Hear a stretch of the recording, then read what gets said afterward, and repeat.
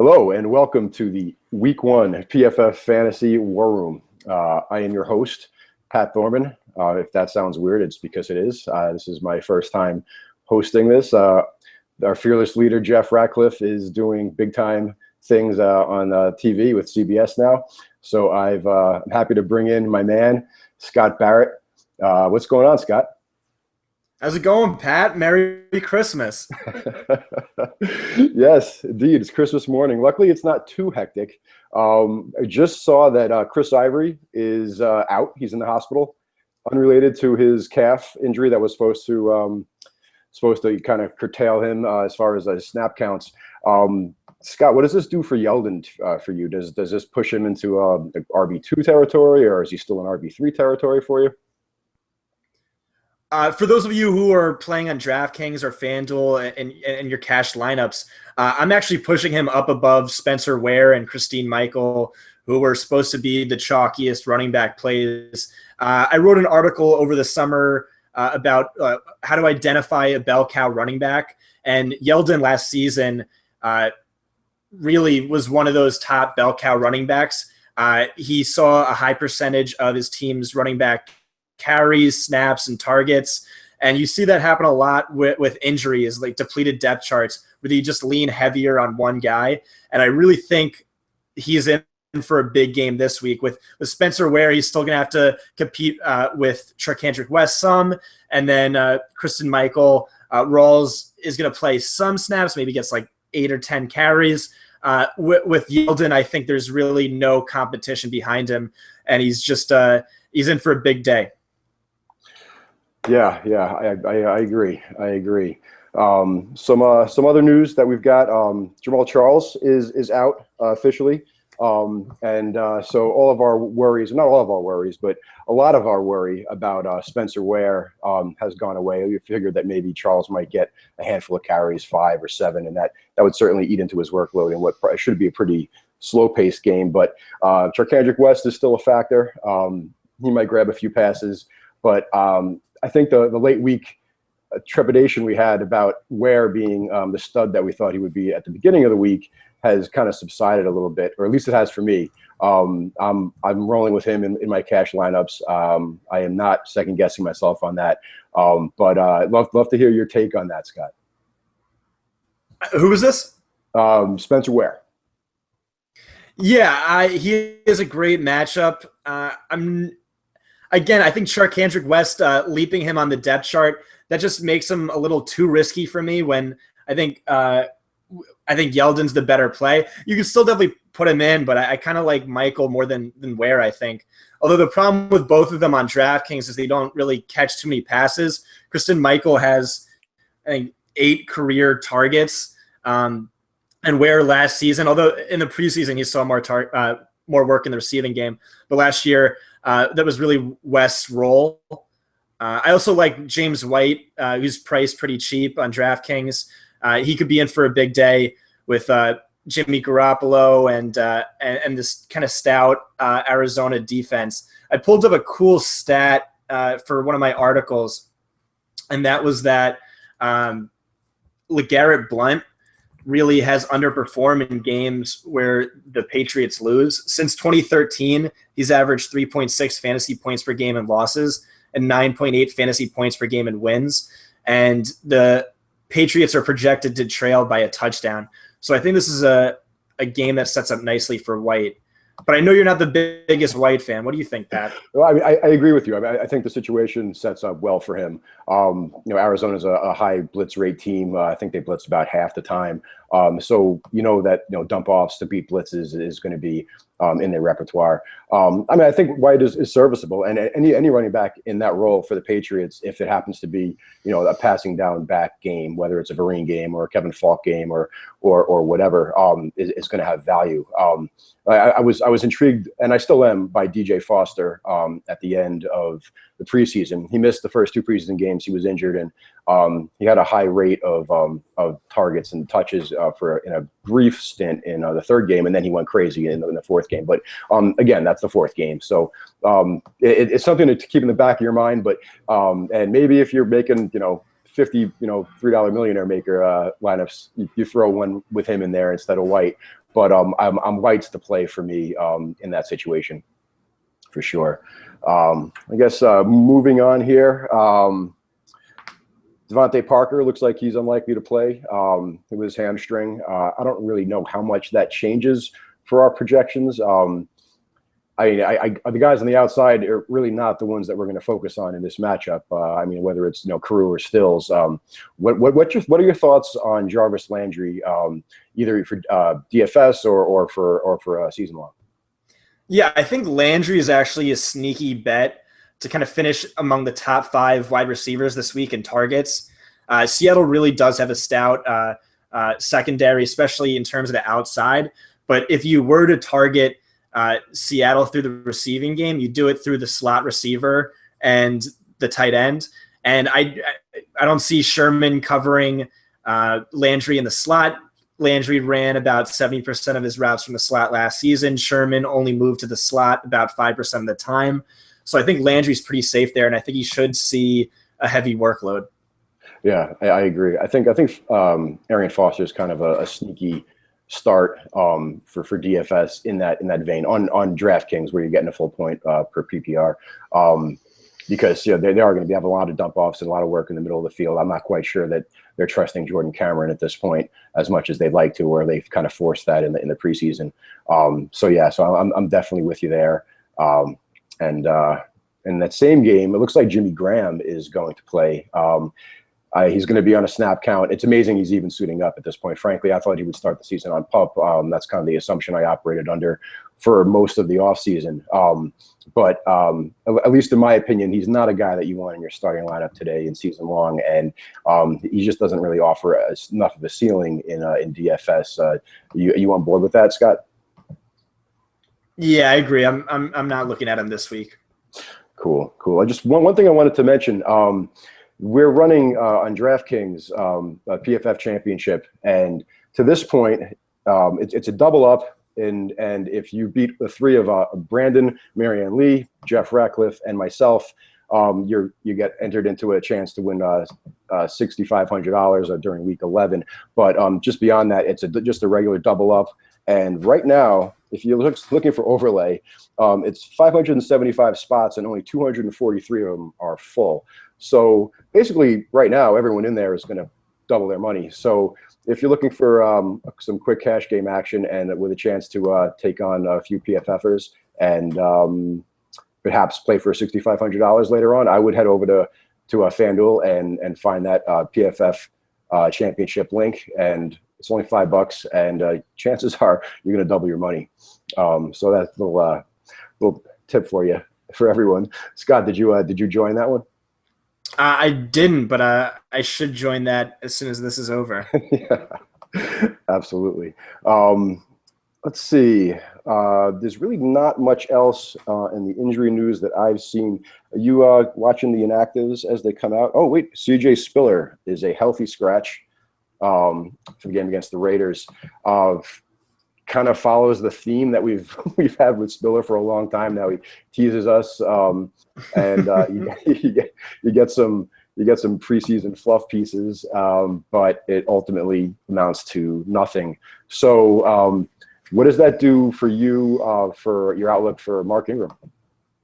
Yeah, so I wrote a piece on Mark Ingram. I really loved him in his ADP. I thought he was a steal. Thought he was going to get a lot of work in the receiving game. He just really performed well there last season. And Spiller wasn't somebody who worried me. And now with this news of the healthy scratch, this made me feel a lot better, especially after the preseason where he wasn't too heavily involved in the receiving game. But it definitely has me excited. And hopefully, Lasco or whoever else isn't going to be taking away too many targets from him. Yeah, I wouldn't anticipate that Lasco is up to speed enough that they trust him quite yet. I think he was injured in the preseason, had a concussion, and I would be surprised if he hit the ground running in week 1.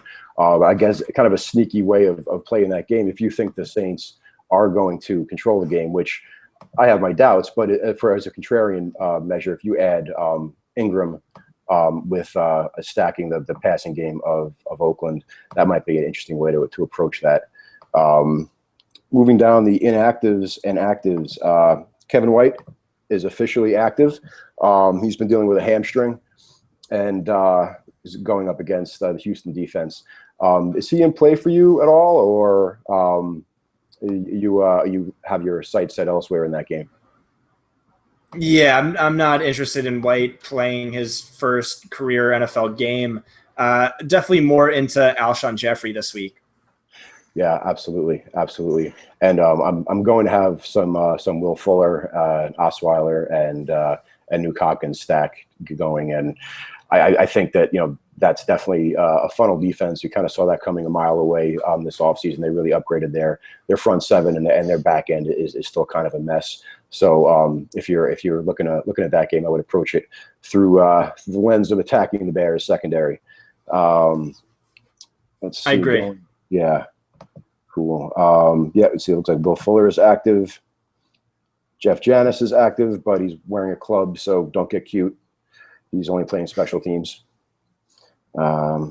Anybody else that you see on the inactive list that stands out to you? Are you not right now. Yeah, Michael Rivera is inactive, the backup tight end for Oakland. Didn't look like he was going to play very much. Anyway, there hasn't been very much buzz on Walford this week. There's a lot of more focus going on obviously Murray Cooper, and with Michael Crabtree being kind of a sneaky play.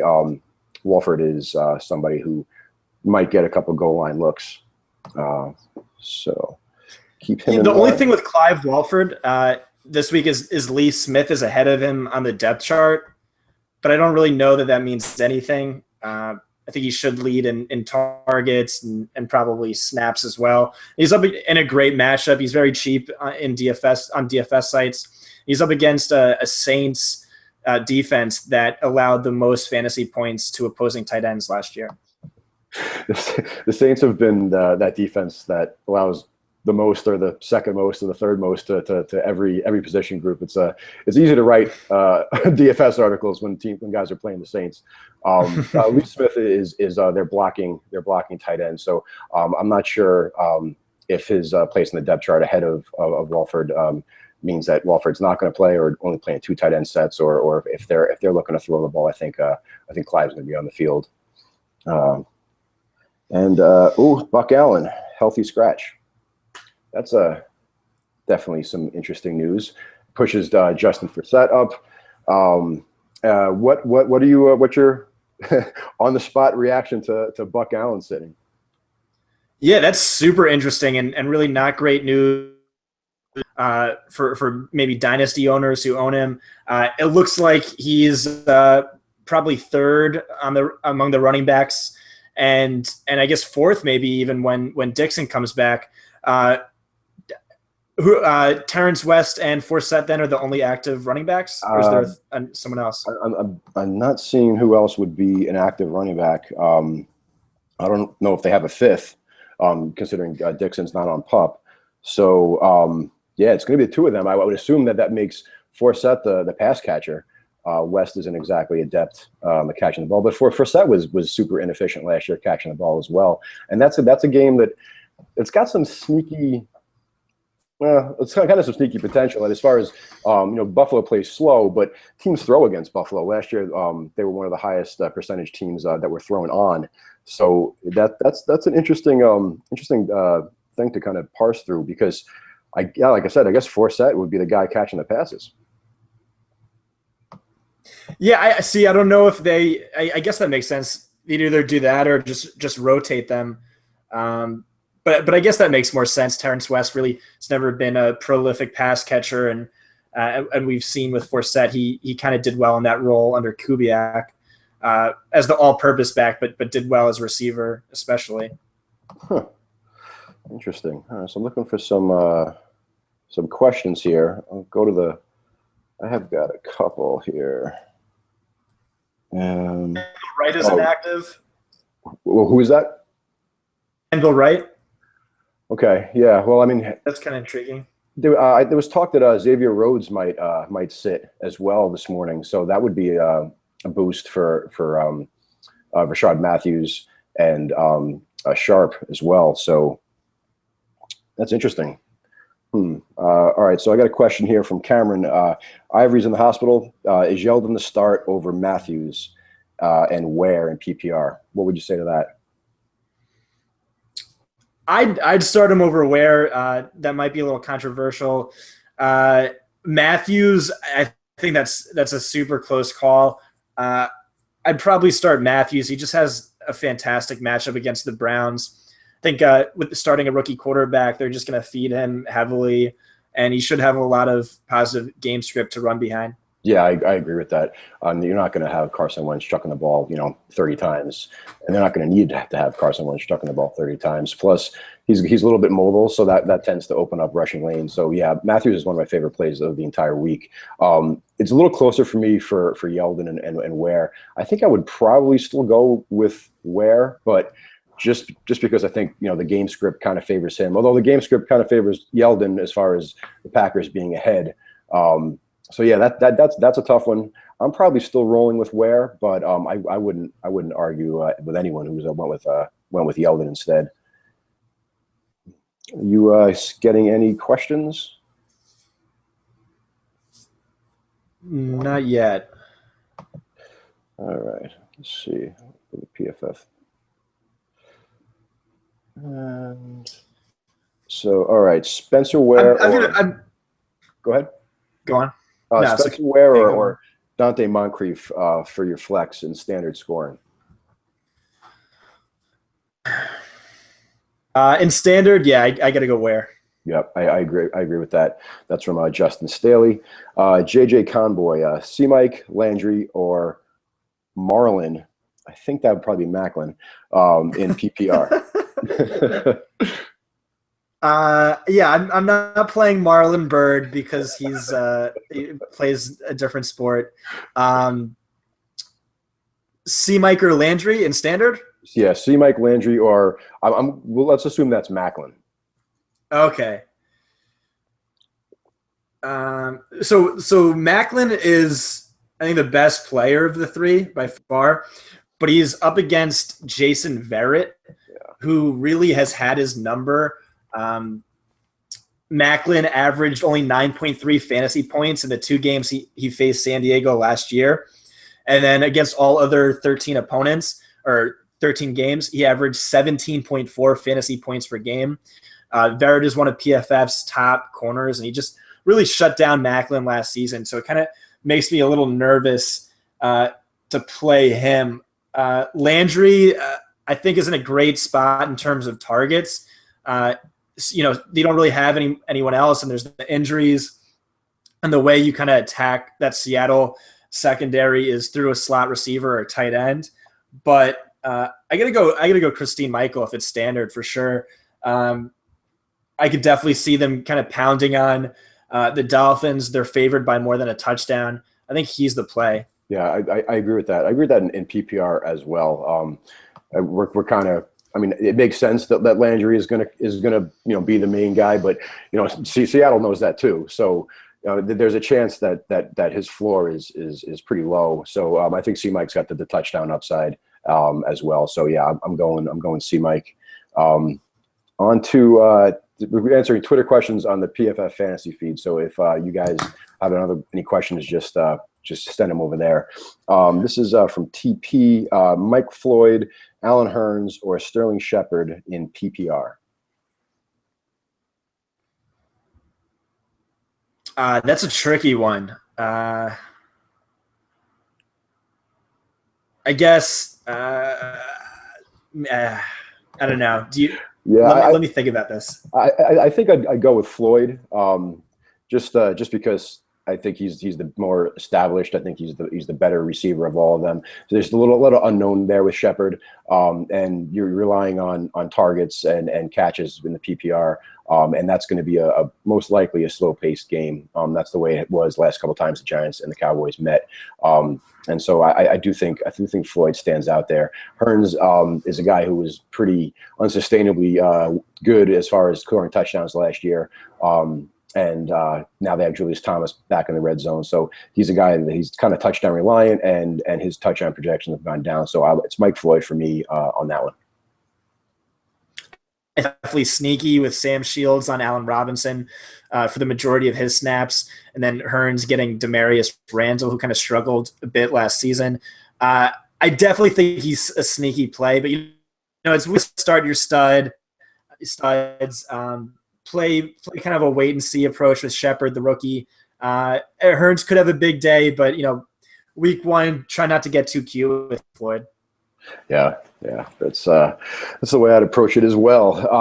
Got time for a couple more here. Sorry for the late start on this. There was some technical difficulties. We'll get that ironed out. I'm steering the ship for the first time and trying to just keep it away from the rocks. But next week we'll have the full half hour. A couple more here. We'll go a little bit past noon. Steve Smith Sr. or Travis Benjamin?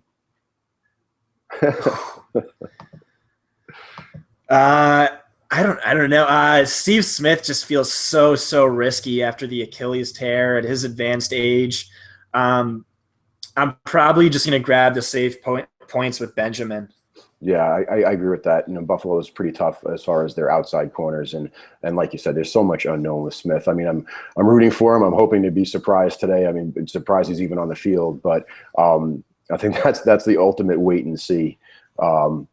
So Benjamin has PPR, Deshaun Jackson or Jordan Matthews. I'll take this one. It's pretty easy for me. I'm going with Deshaun Jackson, even though you kind of think of J-Matt as more of a target hog, just because you got Carson Wentz throwing him the ball. It's going to be a run-heavy game. I would assume they should get up and probably not have to take that many chances. And I love Deshaun Jackson this week in DFS and in season long. I think he's going to have a huge game. Do you have any other thoughts on that? No, I just completely agree with Deshaun Jackson. Right on. I definitely would advise getting Deshaun in your GPP lineups. Okay, last one here. We're going to go. Well, this is a good one. Lions 16-0. That's the name of the questioner. Mike Evans or Marvin Jones in standard? Yeah, I mean, I love Marvin Jones this week. He is such an obscenely easy matchup. Where Evans might be a little bit tougher. Still, that's the guy you paid a second-round pick for. You got to start Evans. Yeah. I think that after I saw the handle of Lions 16-0, I kind of get where the question's coming from. I agree. I definitely think Marvin's got a great matchup. He's super cheap. He should be in your cash lineups. But Desmond Trufant or no Desmond Trufant, Mike Evans is the call here. So we're going to wrap this up. Thanks to everyone who is watching. Next week, we will start on time, and we'll have some gold subscribers in the Hangout and asking questions live. Until then, for Scott Barrett, I am Pat Dorman. Good luck this week, folks.